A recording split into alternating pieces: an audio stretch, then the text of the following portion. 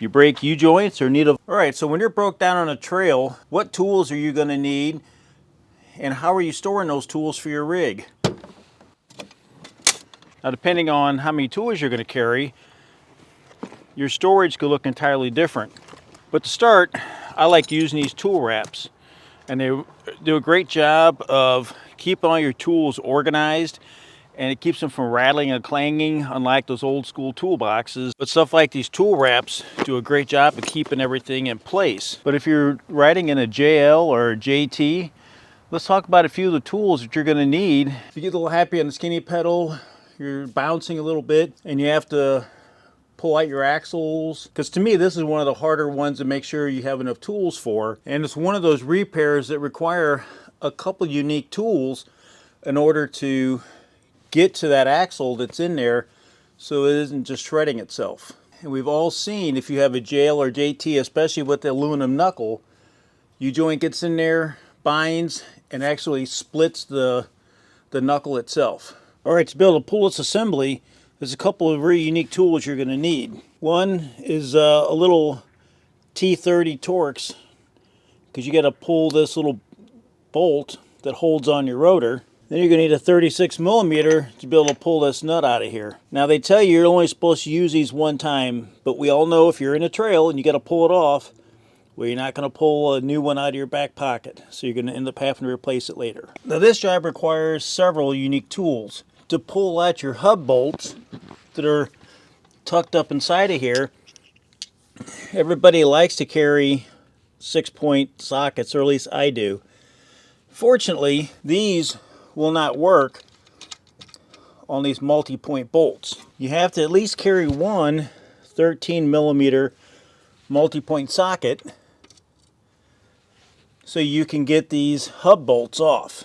Now I would suggest that maybe you pull these out before you start doing any hard trail riding, because if it's the first time they've ever been out, they corrode into the housing, and it's a job getting them out. I use a hydraulic puller, but once they come out and you put some anti-seize on that hub, you can tap them out a lot easier. But the first time, you're not going to like that. Now you wouldn't believe how many times I've seen people lose their lug wrench. So if you're running a special, I'll say a locking style lug nut, if you get these, don't buy the ones with the chrome caps over them. Buy the solid steel ones. So worst case, you can always grab a hold of the body. And make sure that they're just a little bit longer than the recess they sit up inside. But these tool rolls make it really nice, especially if you're working in the dirt. You can spread this out. You can put your parts and everything up here. The manufacturer of these, Adventure Tool Company, told me that there's a little pocket. There's a pocket on the inside of here, and they suggested putting magnets in there. That way you can set your little bolts up there, and they'll stay put in that roll off, because you might not be working on level surfaces. Okay, so it's hard to see, but if you're still running the factory drive shaft, so like that, I call it a Rizeppa joint. I'm sure it's got a better name. But it's got those special Torx head bolts in there. So in the rear, I've changed shafts. Now, if you're still running the factory joints, something like this T45 is what you're going to need in order to get those bolts out. Now, I'm showing you the front axle shaft, but if you're still running the factory joint in the rear, it'll be the same exact way. Without that T45, you're not getting those off of there. Now, yeah, you might be able to vice grip them off. A little Torx set like this be invaluable, because, yeah, and of course everybody wants to work on their houses when it's recording day. But then go through your other tools and make sure you have all the right wrenches and everything for like your control arms, your shocks, and all of that. And if you're running aftermarket gear, make sure that you go through and find all the right wrenches. If you go through and make sure you can do any of your mods to your vehicles with the same tools you put together for the trail, well, you know you can work on it as well.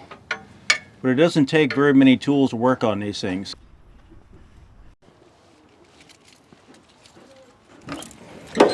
Now, depending on what rig you're going to be working on or taking tools for, build you a little kit for each vehicle. For this old beast, there's not a lot of metric, so all inch stuff in those tool roll. All right, so get the right tools for the jobs. Now these little 36mm sockets, they can be hard to find.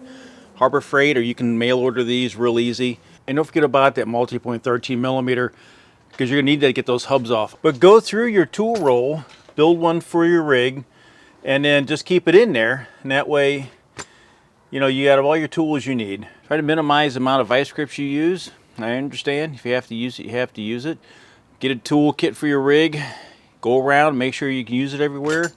And if you break U-joints or need a vise on the trail, well, let's just say I know a place where you can get those. I'll try to leave a link in the descriptions for all this stuff. Thanks again for viewing, and I'll see you here for places that hopefully you ain't got to use tools like this at. Thanks for subscribing and viewing.